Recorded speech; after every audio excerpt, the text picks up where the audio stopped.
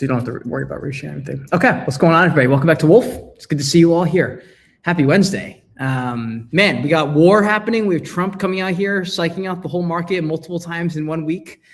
We've got Bitcoin running up, going against the market in many ways. We have S&P down currently 0.5%. VIX is down 1%. Bitcoin's up 1.5%, holding $70,000.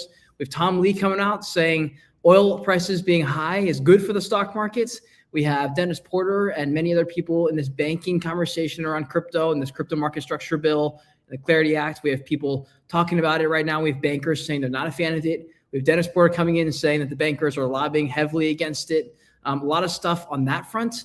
We've got Bitcoin, the remaining Bitcoin now, less than 1 million left in history to be mined. And so some interesting stories I kind of came across this week. I'm joined, as always, by Mr. Thomas on this show. What's going on, Thomas? Doing good, man. Yeah, it's quite a summary there. Lots going on. Kind of wondered if we need to become geopolitical war experts this week to try and figure out what is going. I've got friends turning bearish on their stock investments, and they're telling me about the Strait of Hormuz, and I'm oh no. Like, I mean, there's a lot going on. Well, Tom Lee, he's the champion of this. He's the king of this, and of course he, as you alluded to, wants to inform the public that actually higher oil prices are good for stocks. So I guess if we can get the Iranians to close the strait, of course, pump up oil, pump up the oil price, this is somehow bullish for us all. I can't wait to. I actually haven't seen this video. I can't wait to see. Yeah, let's give this a watch. It's a quick little 1 minute clip. Let me double check that. Let me actually make sure that you guys can hear the audio sharing tab. Okay, here we go. I can't wait for this. Here we go. So Tom Lee saying high oil prices are good for the U.S. stock market. It's a very confusing time. I think it's very difficult if someone's trying to trade both the headlines or trade oil. But if I look back at the last 2 days, oil's $15 higher than it was last week, but the S&P's higher. So to me, the market actually is handling higher oil prices better. And, we wrote in our note this morning that we think higher oil prices are actually good for the U.S. stock market. Yeah, see, I think that's going to be a really hard sell for people who are watching this program, like trying almost too hard to paint some bullish scenario. How in the world are higher oil prices, which then mean even higher gas prices, which mean higher jet fuel prices, and all sorts of other issues that are related to that, input costs on a whole number of other industries? How is that possibly good for the stock market? Yeah, part of it's a relative. One, U.S. is an exporter of oil, so we net benefit as an economy from higher oil. The second is other countries are importers, so the U.S. not only looks better, but on a relative growth basis, it should outperform, which means flows back into the U.S. I love that the co-host there is like, listen, Tom, I'm so used to all of your just absolute bullish garbage. Oh yeah. But I can't even allow you to, I can't let you go in there. I got to stop you right there. How is it? And notice that his first reaction is like, yeah, and then he pauses for 5 seconds, and also it's nonsensical. So this point that US is an exporter of oil, well, okay, but guess what? You still, like, that's got nothing to do with the fact that the economy, that just means they sell more oil than they buy from other countries. What about the fact that they use the oil inside the economy, as he brought up? It's obviously a key input into petrol prices, into basically every input of almost every major industry. And hilariously, software stocks, which you might think, well, that's one industry in which it won't be affected by oil because, you don't need oil to do your, Microsoft Teams or whatever. But the funny thing is that they're going to be smashed too if oil is sustainably higher, because it's going to be a big input into the economy. It's going to raise inflation. it's going to make it that much harder to cut interest rates. And so we're going to have that flow through to all these other industries that even aren't directly influenced by the oil price. So it's hilarious. But asking Tom Lee, I mean, we should have asked Saylor why higher oil prices would be bullish for Bitcoin. That we might have got the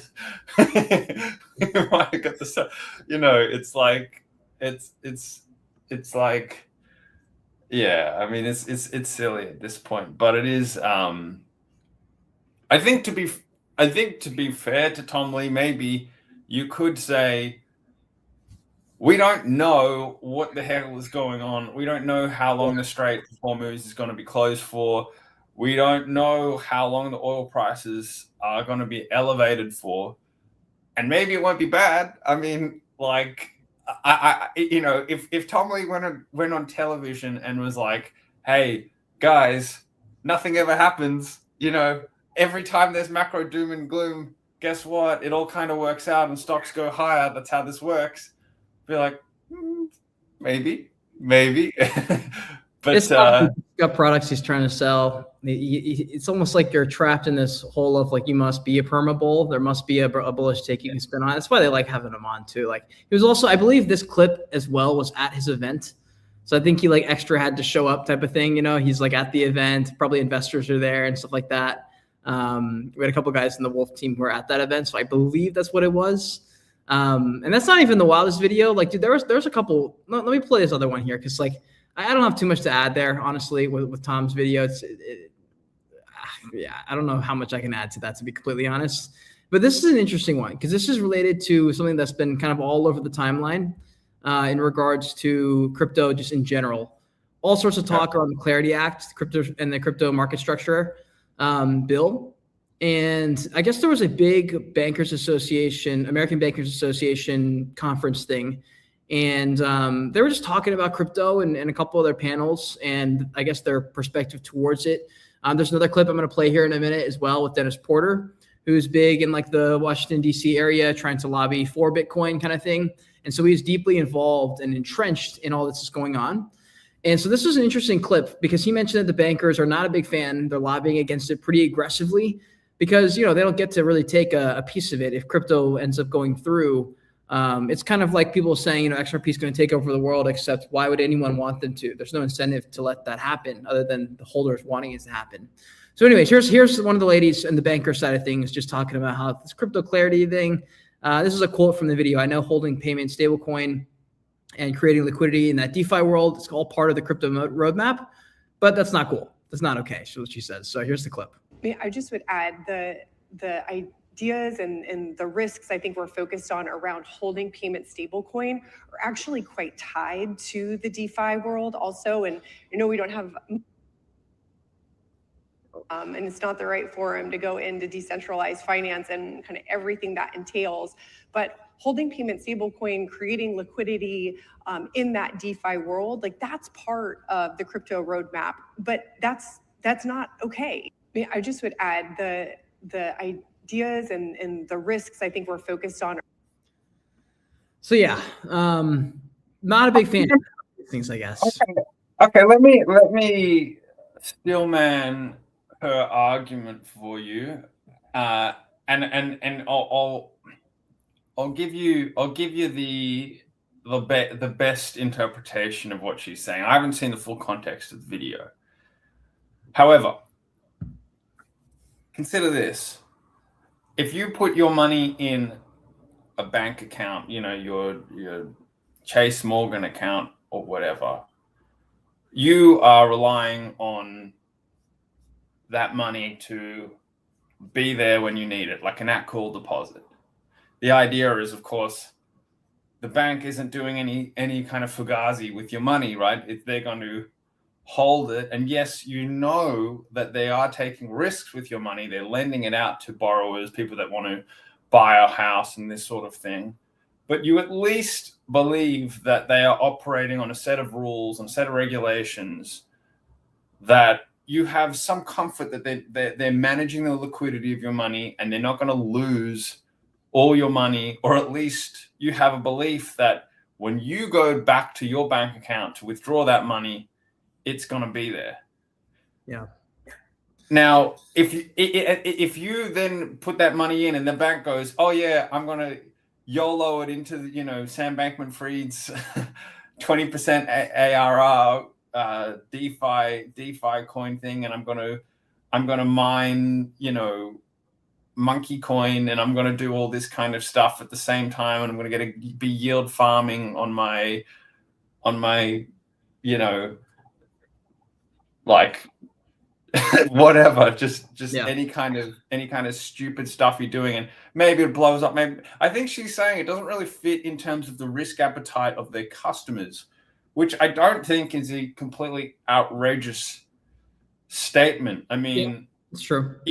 If I want to, I'm not sure who she's speaking to either in the audience. It was just a clip that was kind of circulating all over the timeline. I got to double check and see who her audience was in that, because it may not make sense. It might have just been literally like, hey, for the context of this conversation, like this take maybe is way more level-headed than maybe it kind of went all over Twitter, because we're on Bitcoin Twitter. I mean, the thing is, I guess, is like I think I'm a free markets guy, and I want to see everything available. Like, I love the idea of having, in 21 when it was like, oh, there is like money to be made in terms of these DeFi pools, and you can get, if you want to get if you want to be sitting on the cutting edge and you want to be borrowing money here and arbitraging it here and putting it into these crypto pools, like that's cool as. But I also, if my parents say to me, hey, I've got some money and I want to save it, I want to be able to say to them, well, why don't you put it in this term deposit, and it's going to be safe for the next 6 months, and you'll get it at the end, and you'll get, your 2%. And so it's not the worst thing to have like differentiation across the risk spectrum. And I think this idea that, hey, we don't necessarily want to be muddling these worlds, maybe not the worst thing. I don't know. It's tough because you do see these clips taken out of context, and people get mad about it on Twitter or X or whatever. And it's like, well, maybe it's reasonable. It might be. And honestly, to help contextualize this a little bit, it's probably not a coincidence these were kind of circulating around the same time. Dennis Porter going on. I guess it became topic of conversation because all those clips were circulating around how the bankers are, I guess, reacting to all this stuff around the Crypto Clarity Act. I guess it's getting passed, or it's moving forward in progress recently. And so I guess that's why those clips start to resurface. But here's Dennis Porter talking about sort of the situation in DC right now. By the Trump administration, and they just cram it through. And then in that dynamic, you have the banks lobbying very aggressively against the bill, which is not something you want to see, because you might not just lose. The vote is already tight in the Senate, very tight. So if you want to make sure the bill passes, you don't necessarily want the bank lobbying against this bill aggressively. The bank lobby has come out and said that they do plan to spend to counteract the crypto industry. They said they're raising 9 figures, which is right up there with the Fairshake number. So that does create that counterbalance where they can essentially assert themselves into the ecosystem and start to peel some of these lawmakers off. And you have to keep in mind too, when you're talking about the lobbying effort, one of the advantages that a lot of these bank lobbyists have, or you would say, the American Bankers Association, all these different groups that support the interests of the banks, is they have a lot of local branches. They have a lot of local jobs. They have a lot of local economic incentive for these lawmakers to want to be on their side versus being on the crypto side. And also, crypto really is not popular right now. I wouldn't say we're in a bad bear market and a sort of difficult bear market, but public trust in the crypto space is at an all-time low, something that we're deeply concerned about at Satoshi Action, something that definitely needs some work as we move forward as an industry. We need to regain public trust. It's interesting because I think this past cycle with ETFs getting in, there was a lot of speculation that maybe the days of volatile Bitcoin were over, the days of 50, 60, 70% drawdowns were over. Here we are, 50% down, and potentially 50% down. Not at 70 yet, but I take your point, and I gotta tell you what, my ears pricked up when I listened to that clip. You said they're raising 9 figures for lobbying, that's hundreds of millions of dollars for like that. Like, Kate, I think we might be in the wrong industry, right? I think we might need to get into the lawmaking industry because where is that 9-figure spend going? Who is on the end of that 9-figure spend? You know, that was the first thing that is so much money for quote unquote lobbying. What does that mean? What does, you know, that's a lot of expensive champagne dinners if it's 9 figures. That might have been just an arbitrary number. I don't know if that was like a true number. 9 figures is a lot of money. Yeah, and to his point about the quote unquote industry being at a loss of trust, reputation, well earned, I would argue, from the perspective, and I'm talking about the crypto industry. You know, I think Bitcoin is Bitcoin, and I don't think Bitcoin's done anything bad. Bitcoin has gone up and gone down a bit, and it's volatile, and that's what Bitcoin does. However, when you have the quote unquote crypto president, you know, that's the way he's framed himself as Trump, and he's released these, you know, well publicized famous rug pulls. And like what was Trump coin and even more disgusting Melania coin? Instant rug pulls. Like literally instant rug pull. Like, how is that going to be anything? That was bad. But destroying the credibility and trust of the quote unquote crypto industry. And I think it's fair to say, when you look at the crypto industry, there's Bitcoin and Bitcoin related products, which it's built an ecosystem, and to be fair, a lot of treasury companies have certainly managed to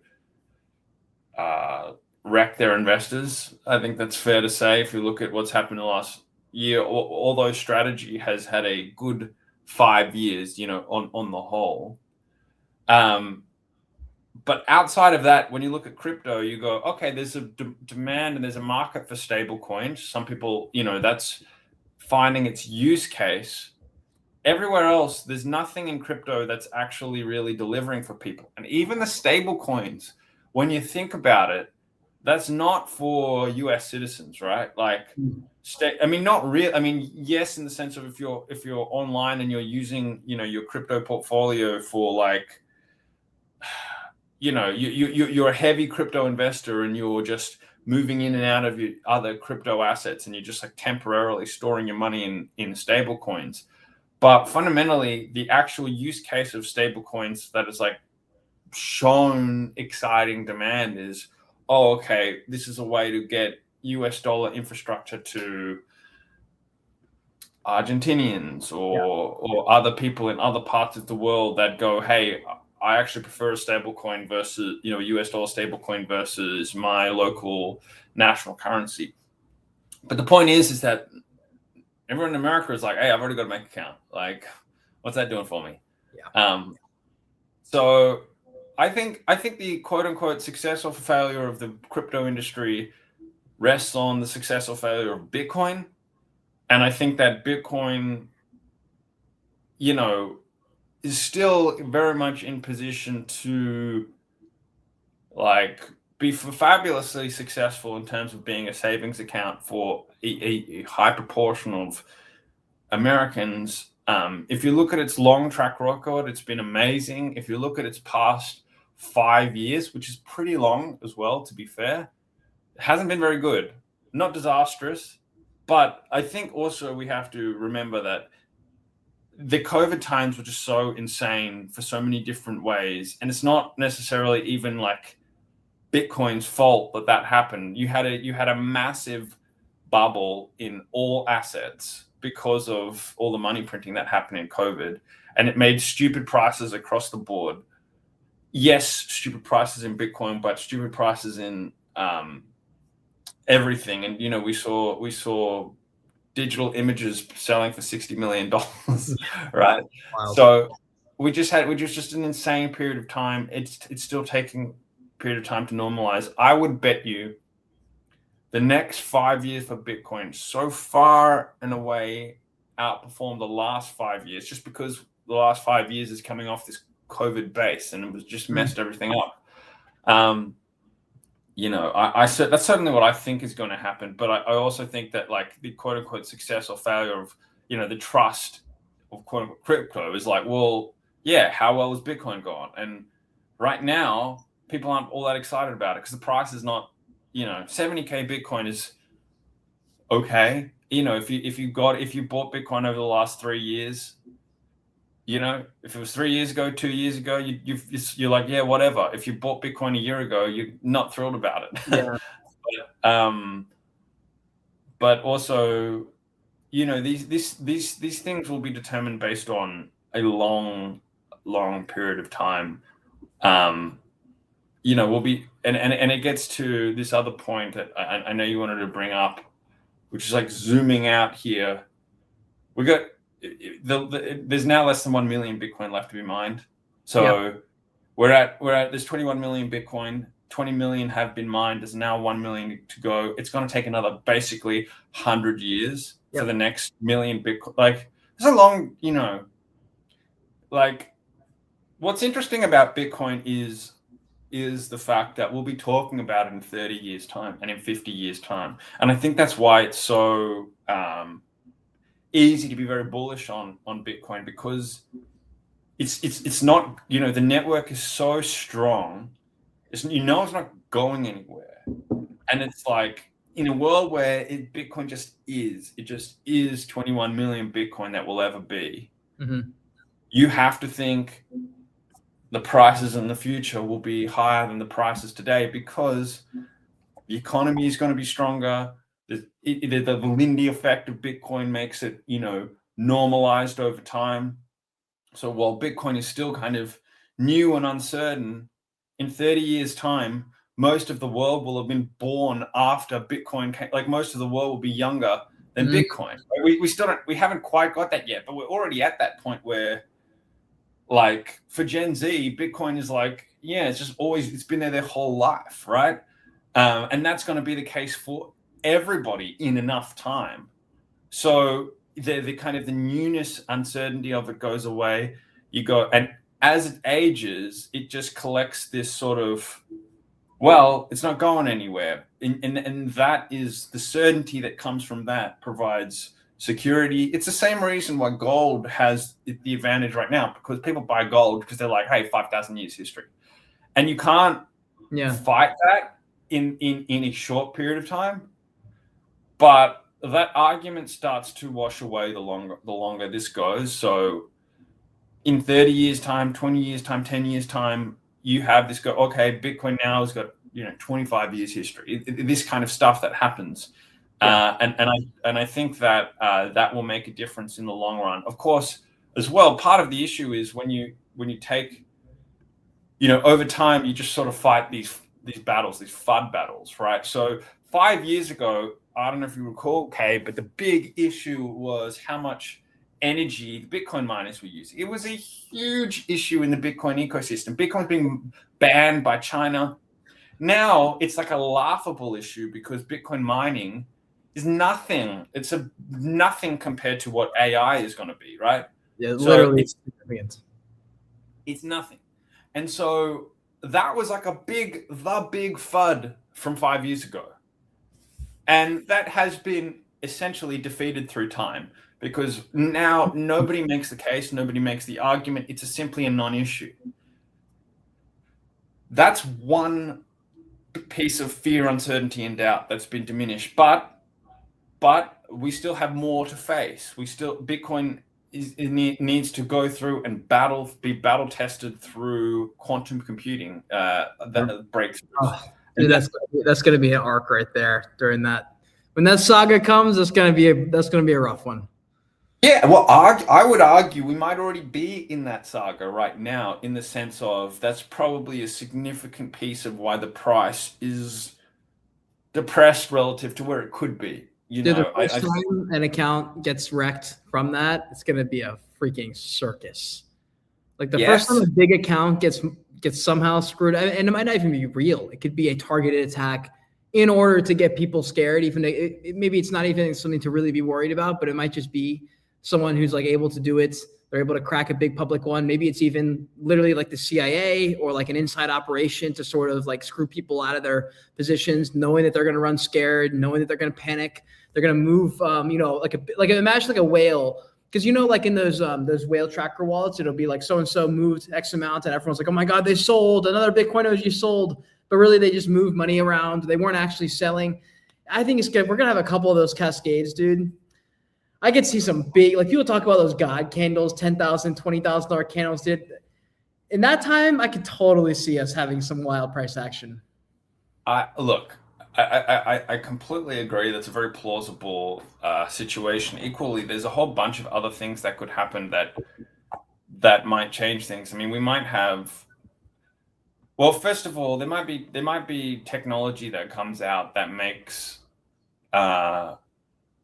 it clear that quantum isn't an issue, or in terms of like Bitcoin gets governance consensus and is able to do an upgrade to make it quantum safe, or maybe the community gets essentially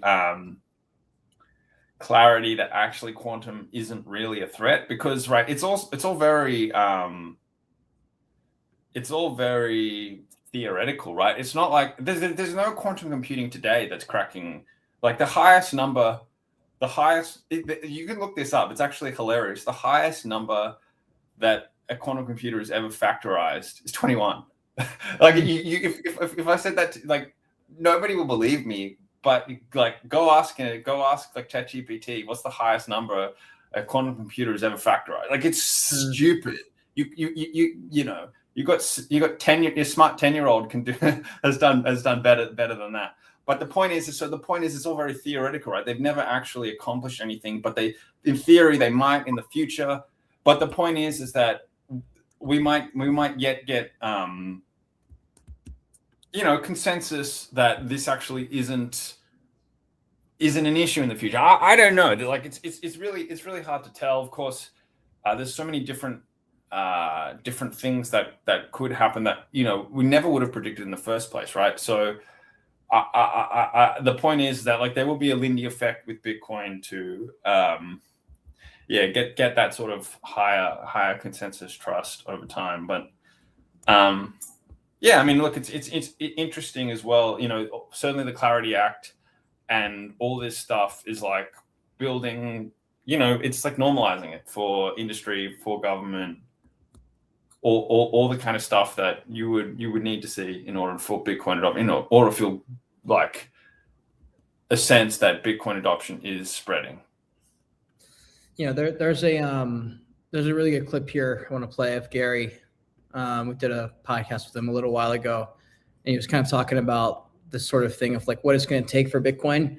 He has a very contrarian, I guess, I don't know how contrarian it really is, but you don't hear this type of perspective much on the spaces, because it's like, I think it's just a nuanced conversation. I think it's honestly people are just too lazy to talk about it in depth. He's definitely thought about this. He comes at it from a different angle. He comes from the business world, comes from oil and gas. So he looks at Bitcoin just very differently than a lot of the guys who got into Bitcoin at $500, for example. Like he definitely found out, he probably heard about it early, but he wasn't like full porting at $500. So he's got an interesting perspective. He's also loaded and has done very, very, very, very well for himself. So anyway, there's a clip here, talking about where the crypto markets are, where Bitcoin is at, what it will take.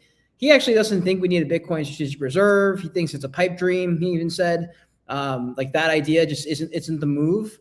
And so I don't know. I'll play like a minute or two from here. I'd love to get some of your thoughts on this too, because we're kind of talking about what it's going to take for Bitcoin to come through. You mentioned something really interesting. It might just be time. It might just be time. Where you look and you're like, oh well, like everyone has gold. It's been around for forever.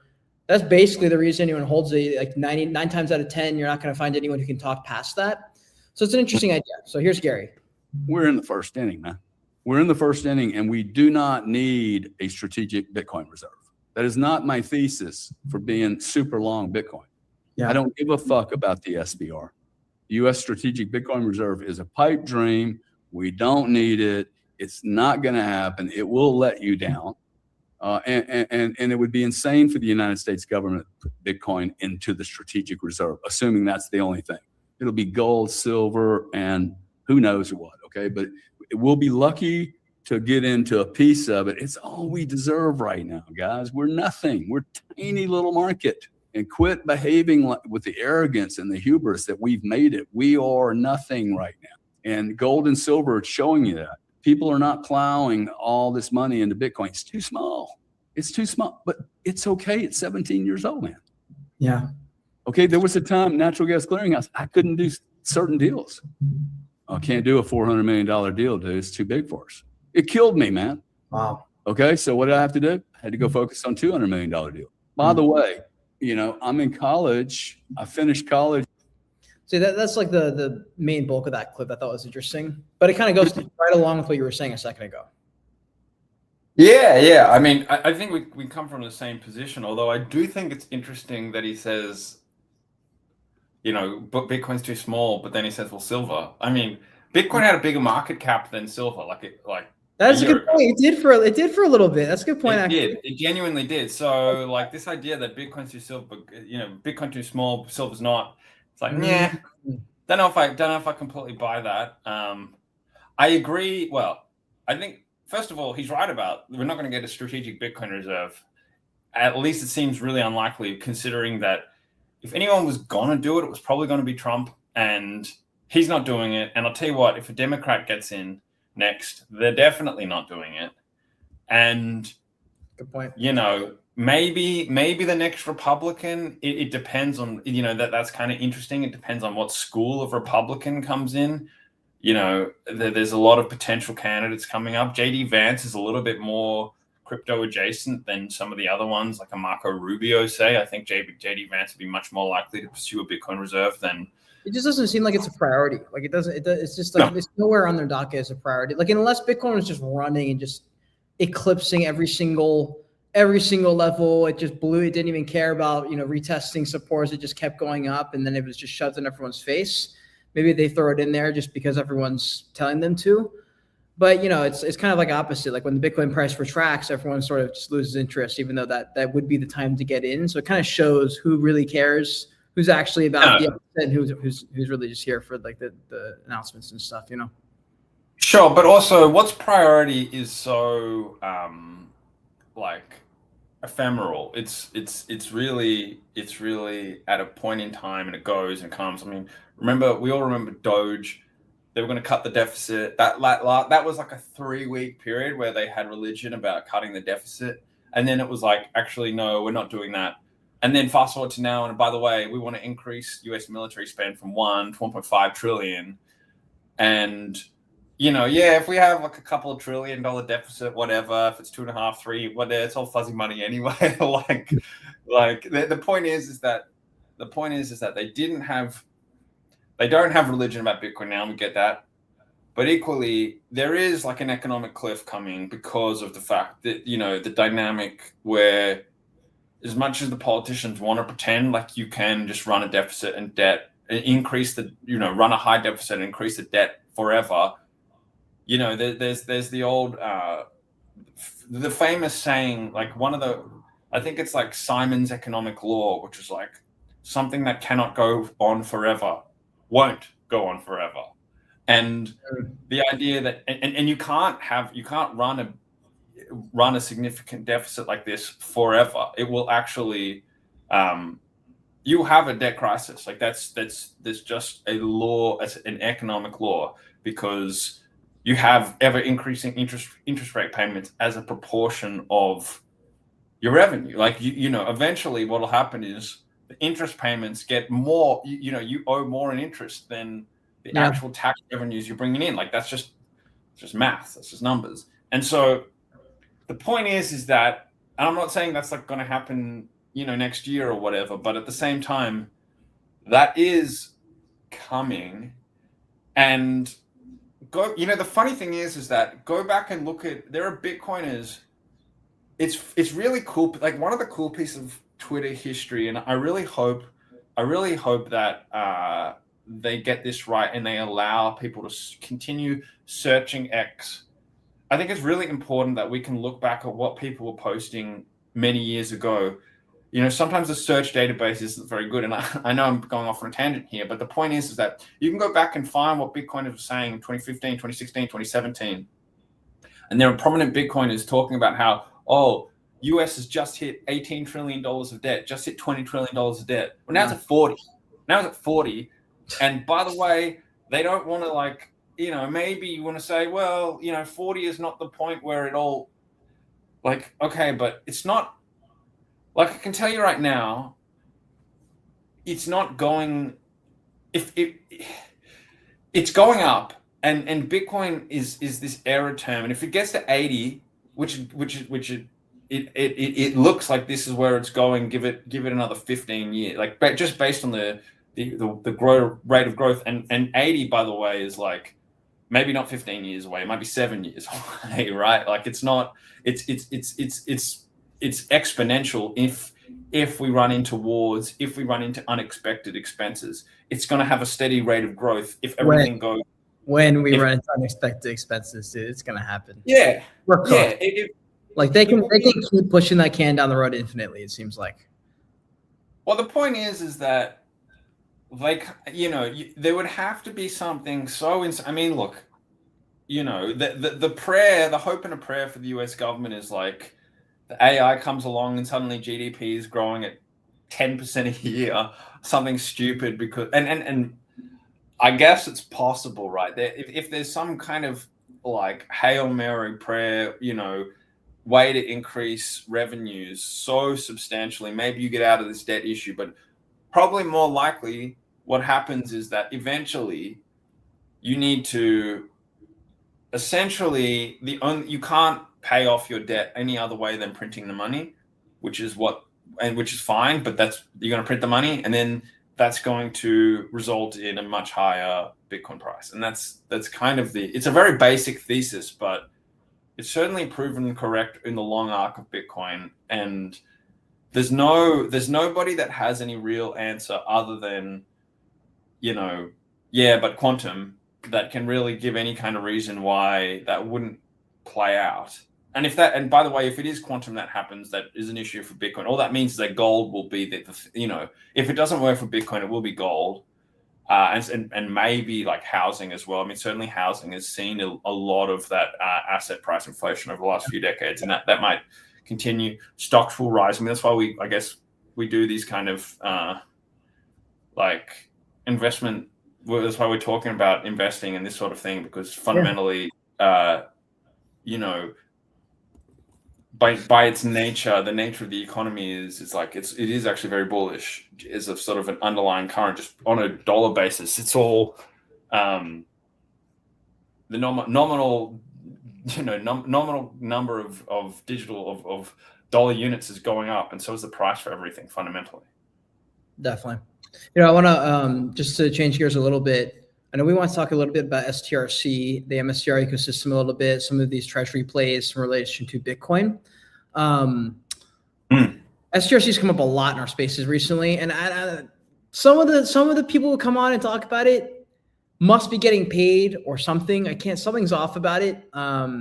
Maybe they just have a large position. I don't know. Something feels coordinated. There seems to be a lot of people talking about STRC. Now, there are also just like people who are, I mean, I have been interested in STRC. I think it's an interesting play. Something seems off with it, but it might just be my lack of understanding of it. The problem is every time I ask anyone, it turns into a 45-minute explanation, and it's just like, brother. But it's held very strong. It's had a couple of big drops, obviously.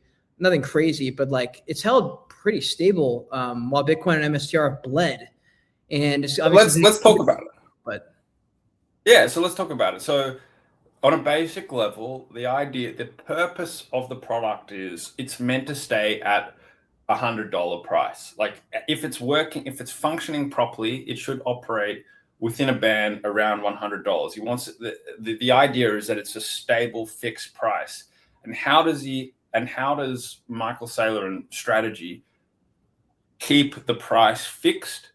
Well, what they do is they support the demand for the product by if the demand starts to dip for the product, so the price starts falling, he'll raise interest on the offering. So that what happens right now is you buy it and you're getting 11.5% interest payment. You get these coupon payments, monthly payments, I think they are, but you're getting coupon payments on it. It's a bond-like instrument.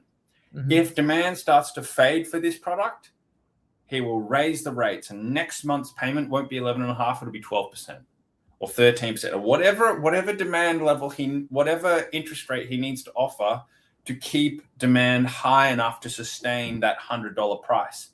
So that's how he creates the floor for the price. Now, for the ceiling of the price, if it goes above, like if the price starts going above $100, here's two ways he can handle that. One is he can lower the interest rate he offers, or alternatively, what he has been doing is he sells more bonds into the market, because there's an infinite amount of STR claims he can make theoretically.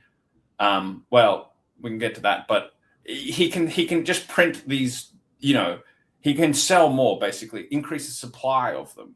And so what he does is last week he sold $400 million worth of STRC onto the market. So the demand for the product obviously was exceeding that, sort of trying to push up above $100, and he's going to smash it down by selling STRC. But what he's doing there is it's essentially he's borrowing money. Michael Saylor and on behalf of MicroStrategy shareholders are borrowing money. What they're doing is they're selling the STRC, which is in effect taking money from someone, but now they've got a claim against the money. Now they have to pay an 11.5% interest per year. It's an expensive way to borrow money. I mean, you can get credit cards that out there that will lend you money at a cheaper rate than that. It's expensive. But what he's doing is he's borrowing money and then he's buying Bitcoin. Yeah. And the theory being that the Bitcoin will achieve a higher rate of return than the 11.5% cost of capital that he's offering on the STRC. He's also, when he's doing that, he's increasing the leverage inside the MicroStrategy business, because it's debt, right? He's got more debt. He's using debt to buy Bitcoin. How does he fund? How does he pay off that debt? Well, for starters, MicroStrategy as a business, they have essentially no cash flows. They do have a little bit. They have a software business, but they can't pay. Just last week alone, they added an extra, $400 million of STRC. That's about $45 million of liability cash payments they have to make in perpetuity, which is to say forever, like every year. They got that $400 million last week, but now they owe $45 million of cash every year forever for the rest of time. Like for the next million years, they owe $45 million. That's what that means, right? And so, and by the way, he doesn't have a business that generates that cash. The only way he can generate that cash is selling MicroStrategy stock. Cheers. So it creates this interesting loop. It's a financial loop. He gets cash from the STRC, buys Bitcoin, increases the Bitcoin holdings of MicroStrategy. The equity now owns $750,000 worth of stock or something. The business owns all that Bitcoin. He doesn't want to ever touch the Bitcoin. He can't sell the Bitcoin because it's such a disastrous signal to the market. Cannot sell the Bitcoin. But he owes cash on the debt now. Now he owes. So what does he do? He can sell stock. He can sell shares in the equity to make payments on the debt. Yeah. It's a high wire act, right? It's this financial engineering. It has worked for him in the past. I mean, that's exactly what I was going to say. It's worked before is the thing. I just think it's like, dude, there's no way to explain it without taking 5, 6, 7, 8, 10 minutes even. Like it's because it's got so many of these caveats. And by the way, if you're not a fan of Saylor, dude, they don't want to hear it. Like if you're not a fan of Saylor and his strategy, people are like, brother, this is as Ponzi as it gets. It is. Look, it is. There's no question. It's very Ponzi-like. I will say it's not a full Ponzi because, the Bitcoin is there, and theoretically that should, at least like it's not, the point is that Saylor is saying there will always be demand for my equity. I can sell equity as long as I need to because I've got the Bitcoin. Yeah. And other people like, of course, if you don't believe in Bitcoin, then it's it's if you don't believe in Bitcoin, then it's a pure play Ponzi. Yeah. If you do believe in Bitcoin, then you go, oh no, that value is locked there. That's permanent capital. He's got $50 billion worth of Bitcoin, and it's going way higher in the future. He's going to have a full-on demand for his product forever. But there's, of course, this in-between period where you go, hey, maybe the Bitcoin is good, but, you're paying a lot, like, you're borrowing a lot, you're just borrowing money. People are worried that if everything hinges on Bitcoin outperforming very strongly forever, basically. And people have talked about this whole, Bitcoin's been positive for 2 decades straight. We've never seen an asset just go three decades in a row, just green, continuing to just blow past everyone. And people are like, well, they've never had an asset, that's like Bitcoin, which is true, except for now there's a derivatives market and there's ETFs involved. And there's all sorts of ways that people can gamify the asset now. So it's this whole thing. And then people are like, well, what happens if, the stock market starts to go the opposite direction? Bitcoin's just going to track alongside that. What if we see a commodities driven bull market for the next 5-10 years? Then Bitcoin's stuck and Saylor's stuck in his position, paying off millions and millions of dollars of debt because he took out a position on Bitcoin and now we're flat. And that's what people worry. It will be ruinous if Bitcoin is the same price today in 10 years time. MicroStrategy will be in tatters. There's no question about that. This strategy relies on Bitcoin price going up fundamentally, and it's I guess it's interesting because it does offer this leverage vehicle for people to invest in if you're extremely bullish. Of course, it begs the question. I think one of the things that we want to talk about here, and I brought this up with you as well, in terms of like a product we wanted to highlight for the show because it's analogous, but it's different, is the convertible bonds that MicroStrategy was offering 5 years ago. They used to be 5 years ago, their strategy was borrow money at a very low interest rate and offer the potential upside. So, the people that were lending money to strategy, it could convert into equity in the future if it went up. But equally, strategy were not paying 11% interest on the debt. They were paying 1% interest or a much smaller amount. Maybe bring up the product and we talk about it more. Totally. Yeah, we've BMAX. By the way, big shout out to Rex Shares for sponsoring the show. This is one of their ETFs, but it's a pretty interesting one here. But yeah, please. Yeah, so this vehicle, this BMAX vehicle, what they do is they hold the Bitcoin Treasury convertible bonds, and these are a lot of these historical. They're not all. They're not. It's not entirely this, but a lot of the vehicle is holding these historical MicroStrategy convertible bonds. These are ones issued 2024, 2023, 2022, etc. And the point is that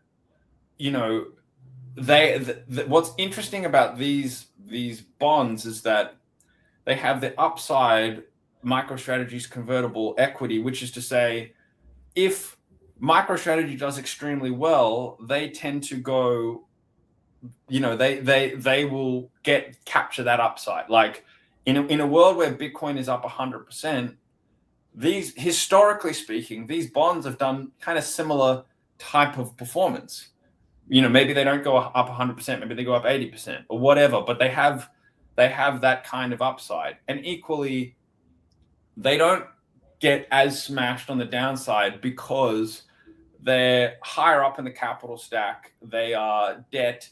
Fundamentally, MicroStrategy has to pay back this debt that they've borrowed. So it has this kind of asymmetric, you get the upside potential, not as much downside potential, but you don't get like a big interest rate, right? Yeah.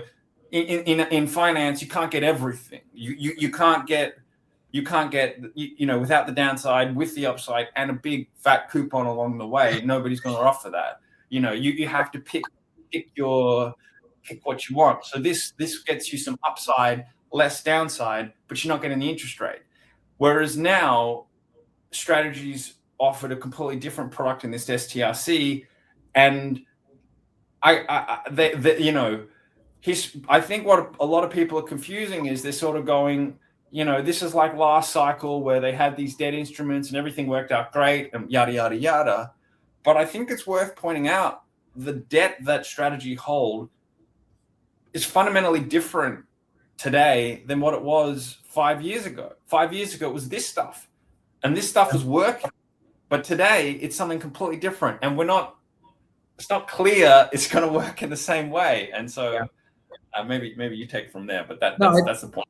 No, I think it's very good points. And you know, for people who are out there who are trading these things, definitely this is one to add to your watch list. There's a whole lot of options out there. Like there's some. I remember when MSTR was at its peak, and people were like, considering selling their homes to get in just before MSTR, went to $1,000 kind of thing. And then we start to see some reversal. We start to see more and more of these different financial instruments, I guess you could call them, that say they're starting to put out. We're starting to see other people maybe interested. I could definitely see. I don't know what it would be. I could see even Tom Lee getting into this type of game. Trying to figure out ways with BMNR being like the king on the hill, and then figure out ways to sort of work with the Ethereum that he's been able to hold. Now, Ethereum is an interesting one because it's got the staking feature, but he's forced to also sell to even get any of those benefits. So he's in a weird flywheel as well. So that's the only reason I think it's possible he jumps in here. But I think you're going to continue to see all sorts of these kinds of things, the convertible bond ETFs, the treasuries.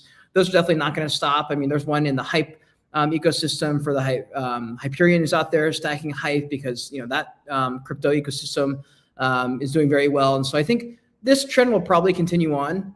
And by the way, if you guys are interested, and you guys are watching on YouTube or X, in the description on YouTube and the tweet below the stream on X, if you want to find out more about this one, just hit that link down there to go to RexShares page for this. I do want to say, if you're an investor, definitely carefully consider a fund's investment objective, risks, charges, and expenses before you do any kind of investing. The fund's prospectus and summary prospectus contains this and other info about RexShares. And if you want to obtain their prospectus and summary prospectus, just visit that site. Like I said, rexshares.com. Link is down below. Their prospectus and summary prospectus should definitely be read very carefully before you invest. Again, big shout out to RexShares for sponsoring today, one of our longest running clients. But yeah, I think that's a very good point there. And it's interesting like how much STRC has become a hot topic of conversation with Bitcoin starting to go down, and people are trying to figure out ways they can still be involved, get some type of exposure to that world, and get dividends. I think with Bitcoin entering the Wall Street world, the dividends, how do I put this? Like the longer an asset doesn't go up and starts to trend, sideways / up a little bit or even down, the more people start to look at distribution and being like, hey, how can I get paid? I'm just holding this damn thing. Like, it's not going up. What am I supposed to do with this thing? Like, and there's been so many instruments in Wall Street that are created. There's all sorts of stocks out there, single stocks. There's tons of ETFs that pay you out quarterly dividends, monthly dividends even. And so that's why I think like the trend will probably continue in the crypto markets. Like all we've seen for the crypto side, once Wall Street stepped in, is we just found out that the stock market has just been doing the same exact things crypto does and calling us ridiculous and absurd and degenerate.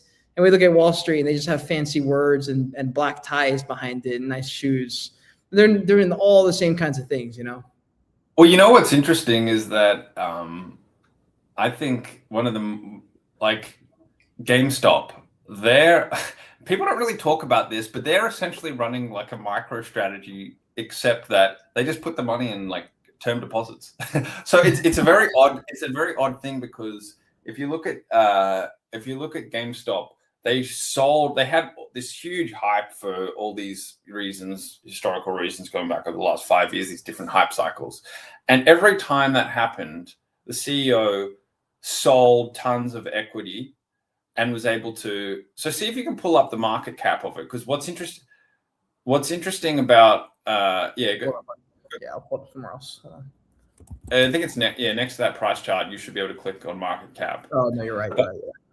But what's interesting about it is that it's $11 billion market cap, right? They have like $10 billion in cash. In other words, it's this silly thing where it's like identical to MicroStrategy in the sense of the kind of enterprise value of the business is like, pretty much zero, but they have a just a metric ton of cash that they're holding, and they're just sitting it, putting it in like bank accounts. It's like it's literally, it's like running the Sailor strategy, except we're just going to put it in a term deposit. It's actually hilarious. Well, I mean, Sailor started to, like, he posted the green dot. He's done it like once or twice where he's started to stack cash, and I think and that may have been just a timing thing. He was like, dude, we're getting to the point where Bitcoin's been down for 5 months straight. I gotta switch it up a little bit so people don't think I'm a complete idiot, which is so strange because, like, you know, when Bitcoin's going up, everyone's like, God, what a genius. And then when Bitcoin's at prices you'd want to be buying and he's still buying, they're like, what an idiot. Why is this guy buying Bitcoin? You're like, what? Like, I don't think we can win in this scenario because it's backwards, you know? So, like, I don't know, dude. It's a weird world out there, and you get people invested and they full port these things. You get very intense perspectives on everything going on, and you never really know who knows what they're talking about. Like, dude, there was a period where GameStop was, it was probably 6 months ago. I'm trying to think. Maybe more like a year ago. It was whenever they were talking about buying Bitcoin. I remember, like, Bitcoin Therapist and a couple of these big Bitcoin guys, when GameStop was first announcing they're going to enter the game for Bitcoin, they're talking about stacking, building a treasury, and people were freaking turning like 10% of their whole portfolio and putting it into GameStop. I'm like, brother, we are cooked. Yeah. We've got to do a better job of figuring out where in the market we are. That's the only reason we started doing trading spaces, because I was like, at least these guys are keeping track of the levels every week. So if you're like, oh, I'm about to full port this, you're like, hold on, let's zoom out in the higher time frame. Let's double check that we're not, you know, like way overbought here. Maybe there's a better chance you buy in 5 months if you still like it. But when markets are up, dude, it's very hard to think rationally. You know, you're so worried that you're going to miss it. But, well, the funny thing is that all these, like, you know, you mentioned BTC Therapist or whatever, but he's looking for like a degen play. Yeah, I know. And yet, ironically, GameStop is like the most boring stock in the world because it's literally it's basically like putting your money in cash in the sense of because they didn't end up buying the Bitcoin, and so it's like literally, what do you own? You own a company with no, you know, very little operating cash flow, but a lot of cash sitting in a bank account. So it's actually like I think it's deeply ironic that it went from being this like absolute, it's like this meme stock thing worth, you know, like that could go up a ton, could go down a ton, to being actually like incredibly boring. It's just this shell. It's just this shell that's got money in bank accounts. It's like, which I think is hilarious. It's like that's what we started. That's why our spaces, so many have turned to TA focus, because it's like, what else are you going to do other than monitor the price? If you're here, if you're still here every single day, like, there's not that much else to do. You can fall for every narrative left and right and just continuously get rinsed left and right, or you can kind of just keep top of mind where we are in the markets. If we continuously put in lower lows, it's like, okay, well, like, you know, until something changes, we're in a bearish trend here. Versus, you know, if you don't even realize where we are in the market and you see, oh my God, you know, I don't know, X company's buying Bitcoin, you're like, oh my God, I better not miss this. But then you look at the Bitcoin chart and you're like, okay, I'm completely fine. I don't actually need to fall for this announcement. And that's where it's been helpful. You know, the TA thing, like, I'm not necessarily trading every single day and making scalping positions every other week kind of thing. But it has been helpful, you know, to keep my head on straight, because there are announcements going left and right. They're a bear market as well as a bull market. But in the bull market, like, it's an entirely different thing, because the vibes are so intense that it truly feels like this is the super cycle every time. Because it could be there will be at some point some kind of ridiculous move, probably. But again, 21 was like that. In 21, it was like, I mean, 2021, it was like, oh my God, Bitcoin's gone up, and it just goes up and it just goes up and just got like, and it, you know, but by the time everyone figured it out, you know, most people were finding out around a 50K Bitcoin, and then we get to like 60, 70 and it starts to slow down, you know, but like everyone was getting really excited around the 50K, where at that point you've lost most of your opportunity. At that point, you're hoping for a 20% win. If you got in at 10, 15, yeah, you're cooking. You're up 5-6x. But that was a totally different market. You know, like if you're stacking at that point, it probably wasn't that fun. You weren't feeling like the FOMO yet. It's only when you see the chart just boom, boom, boom. You're like, oh my God, this is it. I got to get it now. Full port my paycheck. So I don't know, dude. It feels like it's been forever since we've had those green days. I mean, it has been 5-6 months of sideways / down for Bitcoin. So I'm very curious to see what happens here. Obviously, we have Trump. We have this Iran situation a few days ago. He's like, yeah, it's going to be over soon. And then the Strait, like you mentioned, the Strait of Hormuz thing pops up. And now people are just throwing around the word nuclear bomb like every other day. And like no one knows what's going on. One day Israel is the big villain. Next thing you know, it's Islam. Or just like, you know, you never really know what's going on anymore in these markets. And half the videos that are being posted aren't even real. They're AI generated. I'm just like, so I don't know what to make of these markets. In my head, like I think it was in our stream, Druckenmiller or maybe someone like him was just like, look, you got to just be invested, period. There's not much else I can tell you in terms of an edge. Yeah, you should have some AI exposure. Yeah, you should have some tech exposure. Yeah, you should have some boring stocks exposure, some QQQ. Yes, you should probably have Bitcoin. Like you should probably just have all of it. And yeah, you should have cash with the intent to invest. Otherwise, you're holding a dead asset, you know, it's dead on arrival technically, but we found that the government can also just kick the can down the road. So there's not like a whole lot, like, I don't know what the alpha is anymore. Cause like there's always a bull market somewhere, but unless you're really dialed in, yeah, dude, you're going to miss every single move because you're going to hear about it once the move already happened. So I'm not sure what advice we can give to people out there.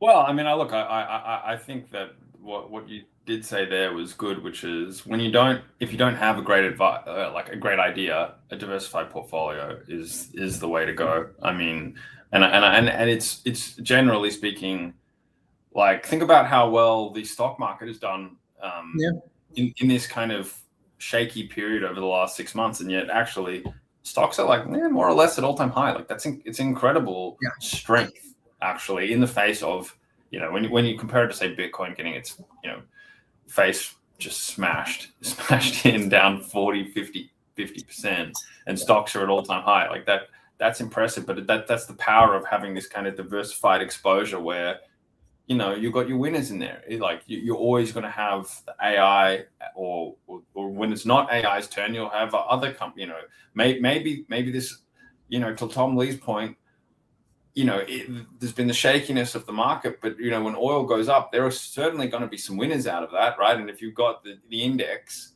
you're going to own those winners too. So that is the kind of the point of diversified exposure. Obviously, if you've got an amazing idea, that's the time to get more concentrated. But equally, nobody has a constant stream of incredible ideas. You have to pick your moments. Yeah, 100%. 100%. You know, any last things you're paying attention to these markets? Any last charts we should pull up or have a look at before we sign off? No, man. I think we covered it all this week. But you know, obviously, like the stuff to watch going into the next week is just whether things clear up in Iran or if we're looking for a more prolonged war, because I think that's going to be the most important story in the short term. Yeah, more than likely.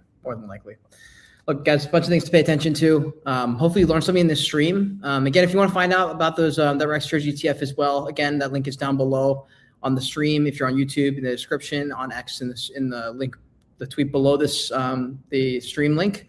Look, if you're interested in the Bitcoin stuff, the Bitcoin ETF flows, things like that, definitely be sure to give Thomas a follow. If you enjoy these types of discussions, be sure to follow along here at Wolf as well. We try and put out content each and every day, do spaces and streams all the time. Other than that, man, look, try and keep a lid on it. Try what do what you can to touch grass, you know, when you can, and see if you can stay invested in these markets. Keep your head on straight. Hopefully enjoy these streams. If you do, definitely take a second and repost it or quote tweet it, tag a friend. And if you're on YouTube, definitely hit the subscribe button. We'll see you guys all in the next stream. We'll be back on next week at 7:30 p.m. Eastern EDT, whatever EDT is now that daylight savings time happened. It totally screwed us up this week. Follow us on X. You'll find it. Yeah, follow us on X, and we'll see you guys on the next one. Take care, everybody.